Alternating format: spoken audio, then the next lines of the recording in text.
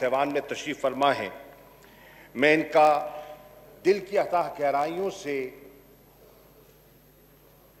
शुक्रिया अदा करना चाहता हूं कि आज मैं समझता हूं कि दो अहम मौजू थे जो इस ऐवान में ज़ेरे बहस आने थे और आए, और मुझे ये कहते हुए कोई दिक्कत महसूस नहीं हो रही कि इन दोनों इंपॉर्टेंट सब्जेक्ट्स पर इस ऐवान ने, हुकूमती बेंचेस ने, हमारे हलीफ साथियों ने और ऑपोजिशन की जमातों ने जिम्मेदारी का सबूत दिया। FATF की लेजिस्लेशन पाकिस्तान की जरूरत है जनाब चेयरमैन, और ये हमें विरसे में मिला, ये ग्रे लिस्ट का तोहफा हमें विरसे में मिला, और हमारी हुकूमत में आने से पहले जून 2018 को पाकिस्तान ग्रे लिस्ट में जा चुका था।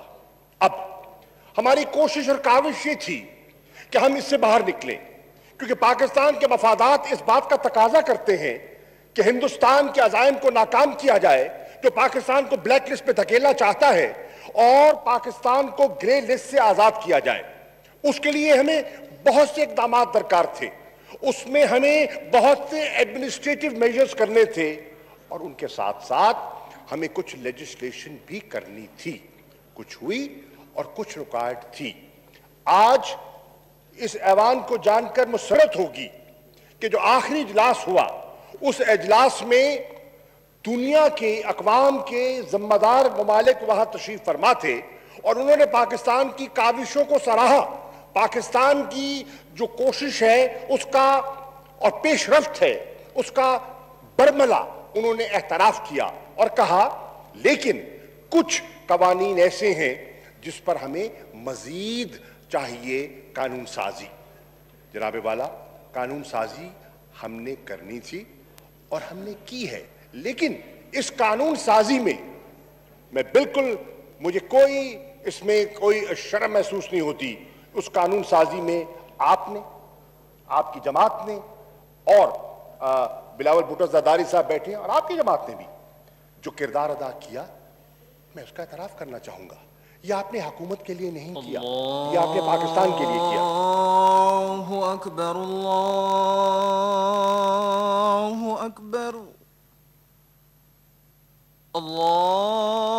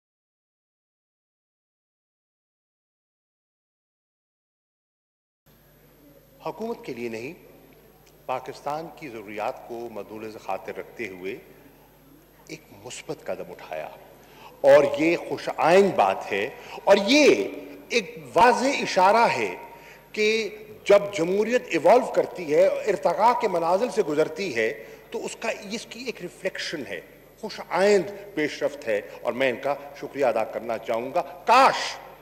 काश जो मुजाहिरा हमें इन जमातों से दिखाई दिया, उस कोने में जो तशरीफ फरमा है कुछ जमातें, काश आज उनका रवैया भी पाकिस्तान के लिए इतना ही मुस्बत होता जितना आज दीगर जमातों का था। कितना आज हुस्न और इत्तेफाक में उजाला होता अगर आज उनके रवैये में जरा सा पाकिस्तान के अपने सियासी मफादात और अपनी तंग नजरी से बालातर होकर अगर वो फहम फरासत का सबूत देते और पाकिस्तान को ग्रे लिस्ट से निकालने के लिए अगर अपना हिस्सा मिला देते, तो कोई ज्यादा नुकसान उनका नहीं होना था, पाकिस्तान का फायदा जरूर होना था। जनाब वाला, दूसरी बात, आज कायदे हिज़्ब इख्तिलाफ ने कश्मीर की सूरत हाल पर रोशनी डाली। उनकी बहुत से ख्यालात से मैं मुत्तफिक हूं, क्योंकि यह ऐसा मसला है जिस पर कोई दो आरा नहीं है। यह एक ऐसा कॉज है जिस पे हमेशा तारीखी तौर पर यह ऐवान और मुसलसल हुकूमतें मसले कश्मीर पर यकसुई दिखाती रही हैं और अल्हम्दुलिल्लाह कि आज भी इस पोलराइजेशन के माहौल में और बहुत से इश्यूज पे हमारी सोच इनसे जुदागाना है और इनकी सोच हमसे जुदागाना है, लेकिन इस मसले पर आज फिर एक मुत्तफिका करारदाद कल सेनेट ने और आज इस जॉइंट सेशन से एक मुत्तफिका करारदाद जो पास की गई है, ये एक खास पैगाम था। ये पैगाम उनके लिए था जिसकी तरफ कायदे हिज़्ब इख्तिलाफ इशारा फरमा रहे थे। वो कश्मीरी जो आज जुल्म की चक्की में पिस रहे हैं, वो आज तवक्को करते हैं कि पाकिस्तान की पार्लिमान और पाकिस्तानी कौम आज उनके इस कर्ब और दर्द की कैफियत में उनके साथ खड़ी होगी। और आज इस ऐवान ने जो एक मुत्तफिका करारदाद पेश की है और पास की है, मैं पूरे ऐवान का, पूरी senate and national assembly of Pakistan का, पूरी मजलिस शूरा का दिल की अताइयों से शुक्रिया अदा करता हूं। जनाब वाला, आपने फरमाया कि कितना अच्छा होता कि कुछ शख्सियात का आपने नाम लिया कि उनको इजहार का मौका दिया जाता। इजहार पर कोई पाबंदी नहीं है। एक अंडरस्टैंडिंग थी कि ये दो अहम इश्यूज हैं जिस पर हमने लेजिस्लेशन करनी है और एक मैसेज देना है। इनको हम पाया तकमील को पहुंचा लें और उसके बाद जितने कायदीन बात करना चाहते हैं उनको इजाजत भी है, उनका हक भी है, हम तस्लीम करते हैं और जमहूरी रिवायत भी है। जनाब वाला, जनाब कायदे हिज़्ब इख्तिलाफ ने फरमाया कि ये आज मुझे हैरानी हुई कि इस बिल को स्टीम रोल किया गया। मैं बसत एहतराम आपसे इख्तिलाफ करता हूं, इस बिल को स्टीम रोल नहीं किया गया। इस बिल को मशावरत से अर्करेजी हुई है, घंटों की मशावरत हुई है, जुमले जुमले पर इस पर इत्तफाक राय पैदा करने की कोशिश की है और जो गैप था उस गैप को दयानतदारी से ब्रिज करने की कोशिश की है और उसके नतीजे में यह बिल आज अपने मंतकी अंजाम को पहुंचा है। स्ट्रीम रोल इसको नहीं कहते। स्ट्रीम रोल कहते हैं कि जब आप ऑपोजिशन से इंगेज ना करें, जब उनसे मशावरत ना की जाए और आप अपना फैसला उन पर मुसल्लत कर दें। कहां फैसला मुसल्लत हुआ? ये जानते हैं कि कल रात नशिस्त कितने बजे खत्म हुई और लॉ मिनिस्टर साहब इस वक्त तशरीफ नहीं फरमा, लेकिन वो बता सकते हैं कि इसकी नोक पलक को दुरुस्त करते हुए सुबह के 3 बज गए। जब सारी सारी रात के मज़ाकरात हों और उसको इत्तफाक राय के हसूल के लिए आप ये काविश और जुस्तजू करते हैं, जनाब चेयरमैन, उसको स्टीम रोल नहीं कहा जाता। जनाब वाला, आपने अपने कश्मीर पे जो नुक्ता नजर पेश किया, आपने फरमाया कि काश ये जो एक जामे आपने करारदाद पास की है, ये रिफ्लेक्ट करती है, ये अक्कासी करती है उन इरादों का, उस अज़्म का जो कि मकबूजा जम्मू कश्मीर के लोग देखना और सुनना चाहते थे और सुनना चाहते हैं। आपने फरमाया लफाजी से काम लिया गया। बसाद एहतराम मैं ये कहूंगा, हजूर नहीं, इसमें लफाजी नहीं दी, इसमें वो तमन्ना है, वो आरजू है, इसमें वो उमंग को परोया गया है जो हर कश्मीरी जिसकी वो ख्वाहिश करता है।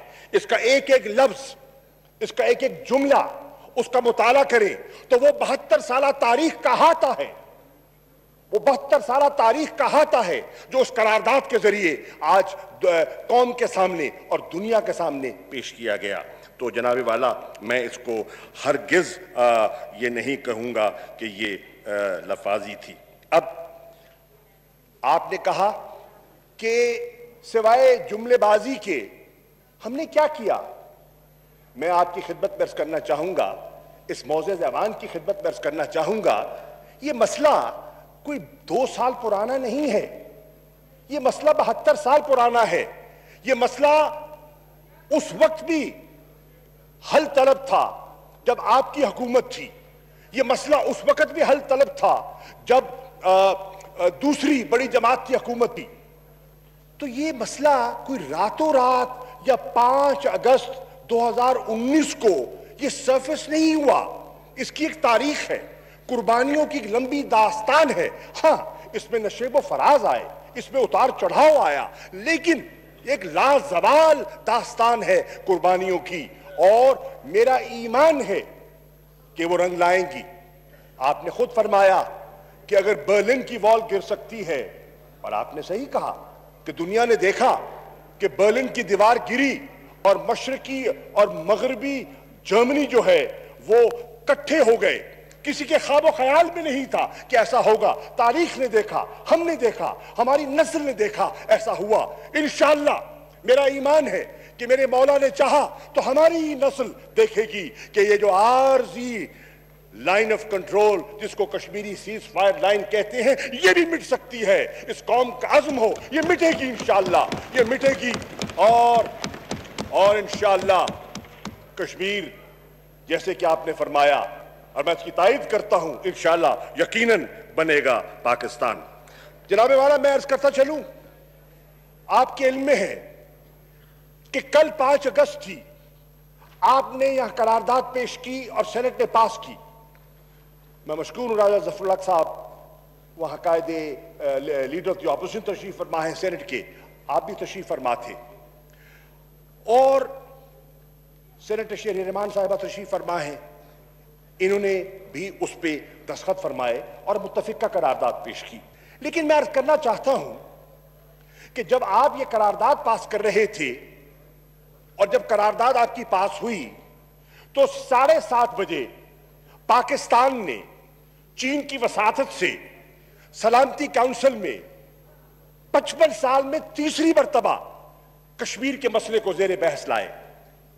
ये इतना अरसा ये मसला बैक बर्नर पे क्यों रहा?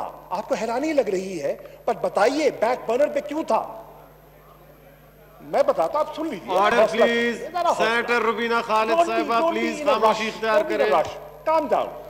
अच्छा, अब 3 मर्तबा ये जेर बहस आया। कैसे आया? पहले क्यों नहीं आया? इसलिए कि पूरी शदोमत से इस मसले को उठाया गया। एक P5 का मेंबर चाहता तो उसको ब्लॉक कर सकता था, और आपको पता है कि सारे P5 के जो मेंबर्स हैं वो पाकिस्तान की जेब में ना है, ना थे, ना हो सकते हैं। वो अपनी अपनी सोच रखते हैं। उनके अपने अपने मफादात हैं, उनकी अपनी भी तरजीहात हैं। आप देख रहे हैं इस खित्ते में, देखें, अगर आप इस खित्ते पर नजर दौड़ाएं तो आपको एक बहुत बड़ी रीअलाइनमेंट दिखाई दे रही है।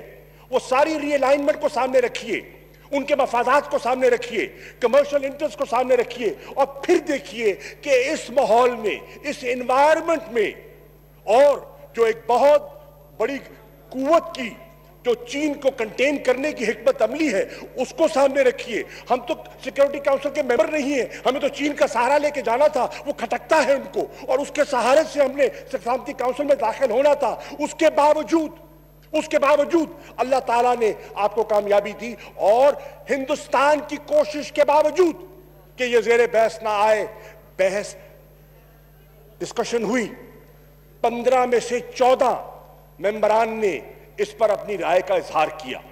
मुख्तलिफ आरा सामने आई, मुख्तलिफ इशू सामने आए, मुख्तलिफ तजावीज़ सामने आई, लेकिन वो चीज जो भारत नहीं चाहता था वो हुआ। और उस डिस्कशन से और इस असना में, एक साल में जितना ये मसला इंटरनेशनलाइज हुआ है, ये कभी ऐसा नहीं हुआ। जनाबे वाला, जनरल असेंबली में जाते हैं इमरान खान, तो जिस क्लैरिटी के साथ वो कश्मीर की वकालत करते हैं, वो भी आपके सामने है, तारीख का हिस्सा है। और वहां हजारों की तादाद में पाकिस्तानी और कश्मीरी बाहर खड़े होते हैं, जो उनकी हाँ में हाँ मिलाते हैं और भारत के फैसलों को, हिंदुस्तान के फैसलों को मुस्तरद करते हैं। ये भी तारीख का हिस्सा है, और वो भी उसका मुताला कर ले। जनाबे वाला, मैं ये भी कहता चलूं कि यूरोपियन यूनियन की तारीख भी आपके सामने है, और आप उठा के देखें कि कितनी मर्तबा यूरोपियन यूनियन में इस मसले को ज़ेरे बहस लाया गया, कितनी मर्तबा लाया गया, अब लाया गया, इस वक्त लाया गया। और ह्यूमन राइट्स का मसला जो बहुत सी डेमोक्रेसीज को अजीज है, उसकी बुनियाद पर उसको हिंदुस्तान को कटहरे में खड़ा किया गया। आज वो हिंदुस्तान जो आज बावजूद डार्लिंग है बहुत से ममालिक का, उसको दिफाई पोजीशन में लाया गया। आज उनका जो इंटरनेशनल इमेज है, आज देखें न्यूयॉर्क टाइम्स, छोड़िए चले यहां के नहीं, न्यूयॉर्क टाइम्स को देखें, वॉशिंगटन पोस्ट को देखें, गार्डियन को देखें, इंडिपेंडेंट को देखें, क्या माजी करीब में इस किस्म का कड़ा एहतसाब हिंदुस्तान का हुआ था जो आज इंटरनेशनल मीडिया कर रहा है? नहीं हुआ था। यह भी एक हकीकत है, और उस हकीकत को भी मैं समझता हूं हमें इतना हौसला होना चाहिए कि हम उसको तस्लीम करें। जनाबे वाला, 85 मेंबर, यूएस कांग्रेस के 85 मेंबर इस मसले को कहते हैं कि हमें तशवीश है, जो इंसान सोच सलूक हो रहा है, हमें उस पर तशवीश है। पहले क्यों ना हुआ? जनाबे वाला, आप देखें हाउस ऑफ कॉमन्स में यहां शहरीरमान साहबा बैठी हैं, यहां मौलाना के चचा असदुर रहमान साहब, अपना माफ कीजिए, अताउर रहमान साहब इस बात की गवाही दे सकते हैं कि हाउस ऑफ कॉमन्स में मौजूद थे, एमक्यूएम के दोस्त, हर पार्टी के दोस्त मौजूद थे। तो क्या हुआ हाउस ऑफ कॉमन्स में लिबरल, अपना conservatives, liberal democrats, lords, House of Common के मेंबर्स ने मिलकर वो जो हाउस ऑफ कॉमन्स के अंदर, पार्लियामेंट के अंदर जो कश्मीर के मसले को जेरे बहस लाए। जी, मुशाहिद साहब तशरीफ रखें। ये है हौसला, ये है हौसला। मुशाहिदुल्लाह खान साहब तशरीफ रखें। ये है हौसला। मुशाहिदुल्लाह क्यों खान नहीं साहब सुनेंगे तशरीफ आप? रखें। मुशाहिदुल्लाह खान साहब तशरीफ रखें। जी, शाह महमूद कुरैशी साहब, जी ठीक, तशरीफ रखें प्लीज। जी सर, ये इनको जी तशरीफ रखें। मुशाहिदुल्लाह खान साहब तशरीफ रखें। जी जनाब चेयरमैन, मैंने कोई ऐसी बात नहीं की, आप पे परेशानी क्यों लाक हो गई है? जी शाह साहब प्लीज। आप घबरा क्यों गए हैं? आप आज दिल मिला क्यों रहे हैं? जी शाह साहब, हौसला, सब्र, हौसला, अल्लाह आपको इस्तिकामत देगा। जी शाह साहब। जनाब वाला, यहां मैंने order in the house please. जी शाह साहब। मुशाहिदुल्लाह खान साहब जी। जनाब स्पीकर, जनाब चेयरमैन, कायदे हिज़्ब इख्तिलाफ बात कर रहे थे, बड़े एहतराम से सबने सुना। मैं इनसे गुजारिश करूंगा जी जी इनको कहे हौसला कर लें। जी जी मुझे पता है जी मखदूम साहब जी कंटिन्यू करें। बात का एहसास है, जरा थोड़ा सा हौसला कर लें। अब मेरी जी मखदूम साहब कंटिन्यू करें प्लीज। सर मेरी गुजारिश ये है, if the honourable senator keeps interrupting me then it will be difficult for you to speak as well. जी जी जनाबे वाला, मैं अर्ज करूं, कायदे हिज़्ब इख्तिलाफ ने सैयद अली गिलानी साहब का हवाला दिया, इसमें कोई शक नहीं, उनकी बेपनाह कुर्बानी है और हम उनकी कुर्बानियों को सलाम पेश करते हैं। और इस हुकूमत को यह एजाज जाता है कि कल मुजफ्फराबाद में वजीर आजम इमरान खान ने कहा कि अली गिलानी को हम पाकिस्तान का हाईएस्ट सिविल अवार्ड देंगे, निशाने पाकिस्तान। इस 14 अगस्त को यह एजाज इस हुकूमत को जाता है कि अली गिलानी का आपने तज़किरा जरूर किया, हाईएस्ट निशाने पाकिस्तान हम उनको दे रहे हैं। आप भी हुकूमतों में रहे हैं, आपको ये तौफीक नहीं मिली। जनाबे वाला, मैं अर्ज करता चलूं, मैं ये भी करता चलूं, आपने ये भी फरमाया यासीन मलिक साहब का जिक्र किया, इंदराबी साहिबा का आपने जिक्र किया। बेशक ये सब आज जो ये तब्दीली आप देख रहे हैं, ये कैसे हो गई?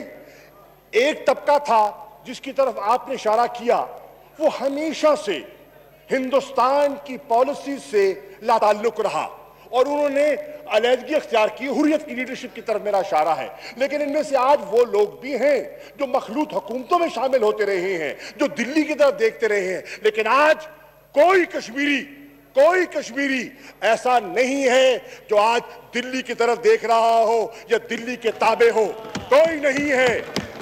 आज पूरा कश्मीर और Kashmiri of all shades of political opinion are looking towards Pakistan. Why? The question is why?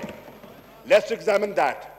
और जनाबे वाला, मैं ये भी अर्ज करता चलूं, आपने फरमाया लाइन ऑफ कंट्रोल पर आपने अपनी तशवीश का इजहार किया, मैं आपकी तारीफ करता हूं। बिल्कुल ज्यादती हो रही है, निहत्ते शहरियों पर बमबारी होती है, शेलिंग होती है, मोटर हमले होते हैं और उनको निशाना बनाया जाता है, शहादतें हुई हैं, जख्मी हुए हैं, आपाज हुए हैं लोग। हमने मजम्मत की है, हमने उनको हर इशू पर, मैं आपकी खिदमत में एक नहीं कहीं मैं अपने मरासले पेश कर सकता हूं जब इस इशू को एट द हाईएस्ट लेवल, सिर्फ इस कोविड के दिनों में मैं हाउस के रिकॉर्ड पे लाना चाहता हूं, इस कोविड के 4 महीनों में मेरी 40 से ज्यादा वज़राए खारजा से बात हुई है और मैंने सीज फायर मुअज़्ज़ज़ अराकीन खामोशी इख्तियार करें। जी शाह महमूद साहब जी कुरैश साहब, मैंने वहां जिक्र किया है उन वायलेशंस का।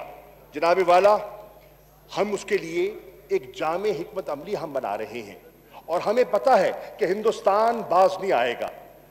क्यों नहीं आता? उनको पता है हमारे में और उनकी हिकमत अमली में एक बुनियादी फर्क है, वो समझने की जरूरत है। वो बेदरेक फायर करते हैं, उन्हें कोई दिलचस्पी नहीं है उनकी जद में कौन आ जाए। लेकिन जब हम रिटर्न फायर करते हैं, हमें एहसास करना पड़ता है हर कश्मीरी जो उससे मुतासिर होगा वो हमारा है। हम उसको निशाना नहीं बनाना चाहते, चुनाचे हम सिर्फ उनकी मिलिट्री पोस्ट को, हम मिलिट्री टारगेट्स को निशाना बनाते हैं और इसलिए we have to be selective जनाबे वाला। और इसके साथ साथ हमने एक प्लान बनाया है, हमारी हुकूमत ने एक प्लान बनाया है कि लाइन ऑफ कंट्रोल के साथ साथ जो आबादियां हैं, जो विलेजेस हैं, वहां हम उन फैमिलीज को जो वहां रहती हैं, हम उनको बंकर्स बना के देना चाह रहे हैं ताकि वो अगर इस किस्म की फायरिंग आए तो वो अपने आप को महफूज कर सके। तो ये उनकी हिफाजत के लिए हमने एक पैगाम भी दिया है और कोशिश भी की है। जनाबे वाला, आप फरमाते हैं कि 5 अगस्त के जो मेजर्स हैं उसके बाद हम खामोश रहे। नहीं किबला, खामोश नहीं रहे। कोई पाकिस्तानी कोई पाकिस्तानी खामोश न था, न है, न रहेगा। और मैं आपको मुख्तसरन अर्ज कर दूं कि जितना कश्मीरी आज हिंदुस्तान की नाकिस हिकमत अमली से नाला है, मुतनफ्फर है, जितना कश्मीरी आज एलियनेटेड है, शायद 72 साल में इतना एलियनेटेड नहीं था जितना आज नरेंद्र मोदी की हमाकतों की वजह से वो आज एलियनेटेड है। जितना आज हिंदुस्तान की पॉलिसीज को बैकआवाज लोगों ने मुस्तरद किया है, आज तक किसी ने इस तरह एतराज नहीं किया था, मुस्तरद नहीं किया था। और उसका आईनादार कल की वो कैफियत है जो पाकिस्तान के हर शहर में, हर कस्बे में, गांव गांव, करिया करिया आपने यकजहती देखी कश्मीर के साथ, और आपने मुजम्मत देखी नरेंद्र मोदी के फैसलों पर। पूरी कौम जागी, पूरा इदारे, सब ने मिलकर। अब मैं शुक्रगुजार हूं ऑपोजिशन के उन मेंबर्स का जो उसमें शामिल हुए और उन्होंने हमारे साथ, आपके साथ, आप भी तशरीफ लाए। स्पीकर साहब का शुक्रिया अदा करता हूं, उन्होंने किया। जनाबे वाला, मैं ये भी अर्ज करता चलूं कि आज आप कहते हैं कुछ नहीं हुआ, पूछिए हिंदुस्तान की ऑपोजिशन क्या कह रही है। हिंदुस्तान के साबिक होम मिनिस्टर चिदंबरम कहते हैं नरेंद्र मोदी तुम्हारी कश्मीर की पॉलिसी फेल हो गई है, तुम नाकाम हो गए हो। यशवंत सिन्हा जो उनके फॉर्मर फॉरेन मिनिस्टर हैं, वो तनकीद करते हैं और वो कहते हैं कि आपने जितने हमारे मौक़िफ़ को नुकसान पहुंचाया है 70 सालों में नुकसान नहीं पहुंचा। और आज वो जो सेक्युलर इंडिया जो गांधी और नेहरू का तस्वर लेकर उठे थे, आज वो कहते हैं हिंदुत्व सोच ने हमारा इंटरनेशनल इमेज बर्बाद कर दिया है। और आज वो कहते हैं इंडिया नहीं, ये हिंदिया हो गया है, हिंदिया को हिंदिया कर दिया है नरेंद्र मोदी की सोच ने। और ये ऐसा नहीं हुआ, एक कंसर्टेड एफर्ट हुआ है, एक हिकमत अमली हुई है, एक डिप्लोमेटिक पॉलिटिकल आउटरीच हुई है, जिससे वो उनका पूरा इंटरनेशनल इमेज जो है वो आज खाक में मिल गया है। जनाबे वाला, इंटरनेशनल प्रेस का मैं पहले ही जिक्र कर चुका हूं। अब कायदे हिज़्ब इख्तिलाफ ने एक बात की और मैं समझता हूं कि मैं इसको रिस्पॉन्ड करना चाहूंगा। आपने कहा कि जिस घराने से मेरा ताल्लुक है, आप मुझसे तवक्को करते थे कि 4 अगस्त को जब ब्रीफिंग के लिए मदऊ किया गया तो आपको दावत दी जाती है। बसद एहतराम मैं कहना चाहूंगा, दावत कैसे देते हैं? इन राइटिंग मैंने जनाब शहबाज शरीफ साहब को भी और बिलावल भुट्टो जरदारी साहब को दावत दी। इन राइटिंग खतूत पेश कर सकता हूं और दावत बताएं। अगर आप चाहते हैं तो इससे भी बेहतरी की जा सकती है और एफर्ट किया जा सकता है। आपको याद होगा, रिकॉर्ड मौजूद है, मैंने ये कहा था इनको 1 मरतबा नहीं 2-3 मरतबा दावत दी है कि आप आइए, आप तशरीफ लाइए फॉरेन ऑफिस, हम हाजिर हैं आपको ब्रीफिंग देने के लिए और आपका इनपुट देने की। और अगर आप वहां आने से कतराते हैं या आपको दिक्कत महसूस होती है तो आपके जो चेंबर है लीडर ऑफ द ऑपोजिशन का, मैं आ जाता हूं, मेरे पांव में मेहंदी नहीं लगी हुई, मैं आ जाऊंगा ताकि मैं आपकी आरा से मुस्तफीद हो जाऊं। क्यों? इसलिए मुस्तफीद हो जाऊं कि इस पर हम कौमी इत्तफाक राय बरकरार रखना चाहते हैं। हम समझते हैं कि यह मसला इस नौइयत का है कि इसमें मैं और तू, तुम और हम नहीं हैं, ये हम सब का एक मसला है। और इसके लिए मुझे जहां भी जाना पड़ा मैं इसके लिए जाने के लिए तैयार हूं। मैं आज ये कह रहा हूं, हमने दो इनिशिएटिव्स लिए हैं कायदे हिज़्ब इख्तिलाफ की खिदमत में अर्ज कर दूं। एक, अगर कश्मीर के मसले को हमने बाकायदगी से एड्रेस करना है तो एक हमें इंस्टीट्यूशनल कनेक्ट पैदा करना होगा between the civil and the military leadership. और इस हुकूमत ने पहली मरतबा एक एपिक्स कमेटी मार्ज़ वजूद में लाई गई और उस एपिक्स कमेटी की तश्कील आपको बता दूं, उसमें फॉरेन मिनिस्टर है, फॉरेन सेक्रेटरी है, उसमें GHQ की नुमाइंदगी CGS करते हैं और DGMO करते हैं, और उसमें ISI की नुमाइंदगी DGI करते हैं और DGA करते हैं, और उसमें नेशनल सिक्योरिटी डिवीजन को भी उसमें नुमाइंदगी दी गई है, so that there is an institutional connect on the Kashmir issue. उसके साथ साथ हमने एक पॉलिटिकल कमेटी बनाई है, मैं अपनी बात को समेटने की तरफ जा रहा हूं। उस पॉलिटिकल कमेटी में आप पूछिए, आपकी जमात के खुर्रम दस्तगीर खान साहब तशरीफ फरमा है, आपकी जमात के मुशाहिद हुसैन सेनेटर मौजूद हैं, आप पूछिए आपकी जमात की शेरी रहमान साहिबा मौजूद हैं, आपकी जमात के सैयद नवीद कमर साहब मौजूद हैं। क्या इनको उस कमेटी में मैंने दावत और इनकी आपकी इजाजत से शमूलियत नहीं की? और मशावरत किसको कहते हैं और दावत किसको कहते हैं? हमने आपको कहा आइए बताइए। आप खुद कहते हैं कि जंग is not an option. It is not an option, and rightly so. You've said so. It is not an option.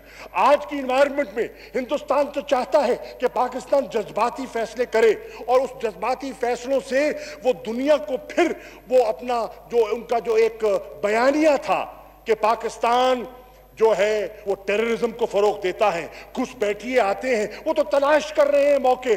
हमने उनको मौका नहीं दिया और हम कह रहे हैं कि हम डिप्लोमेटिकली एंड पॉलिटिकली हिंदुस्तान को उनके बयानियों को शिकस्त दे रहे हैं और वो अल्लाह के फजलो करम से हमें कामयाबी हो रही है, कामयाबी हो रही है। अली गिलानी साहब के जो पैगाम आए हैं और उनकी हुर्रियत की जो लीडरशिप के पैगाम आए हैं, मैं उनसे जानता हूं। आप कहते हैं कि हिंदुस्तान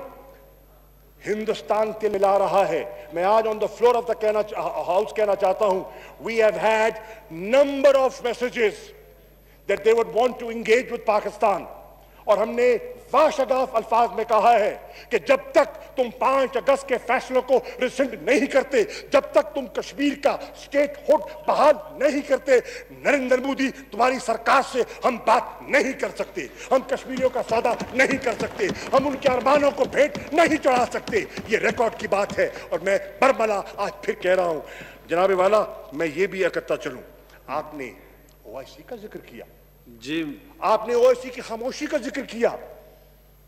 अब अगर इस पर भी मैंने बात की है और मैं अर्ज करता चलूं, लेट अस नॉट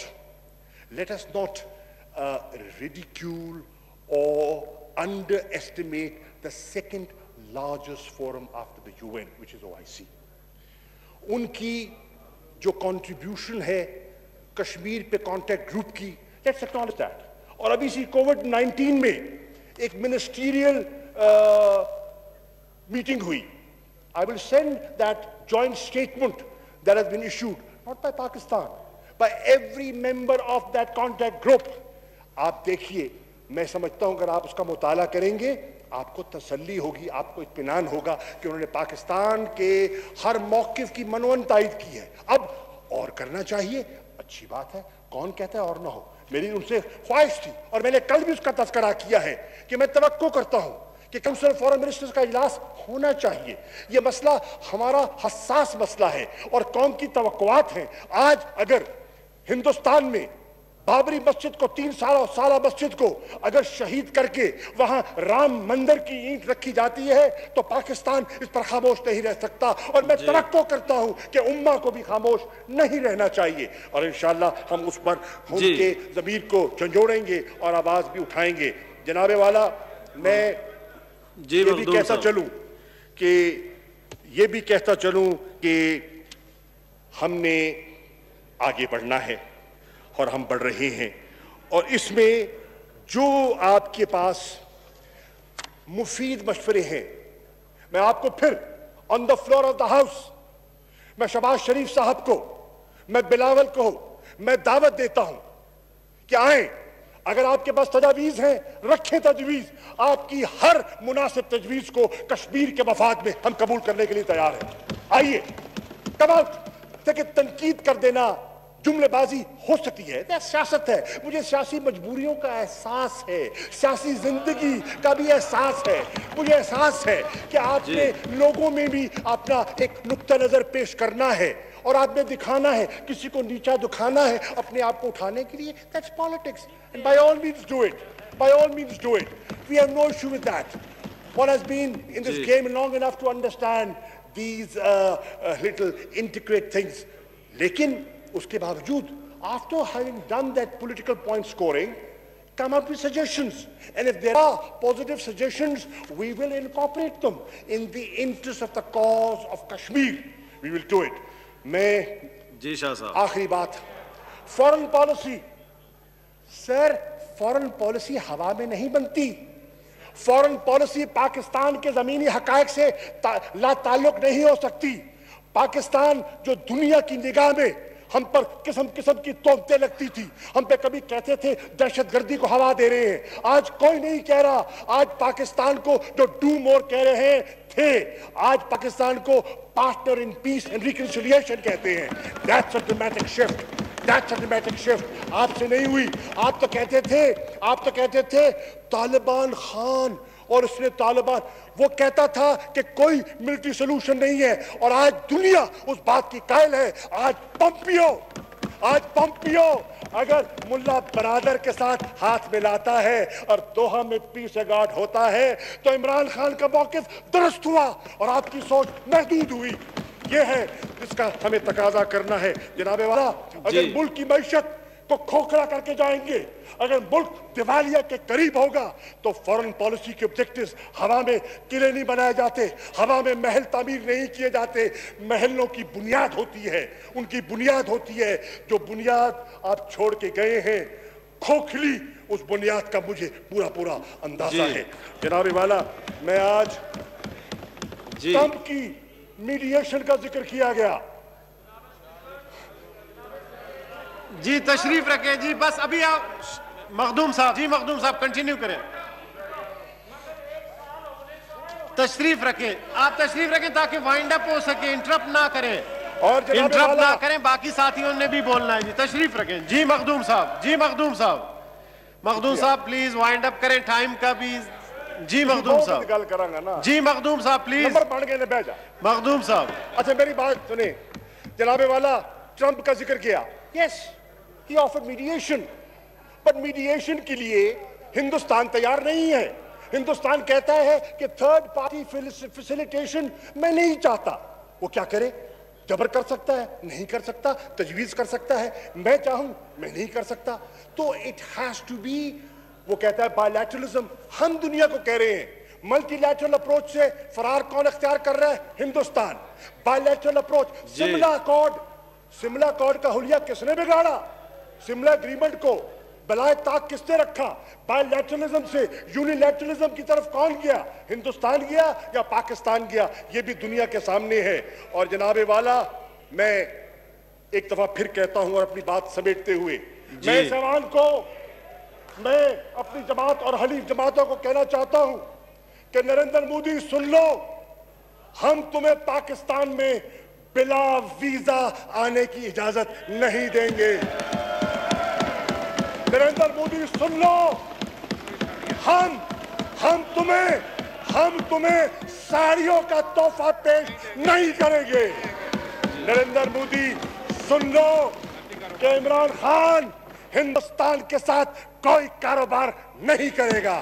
यह है हमारी कश्मीर की पॉलिसी, यह है कश्मीरियों को पैगाम कि हम न झुकेंगे न बिकेंगे और कश्मीर बनेगा पाकिस्तान।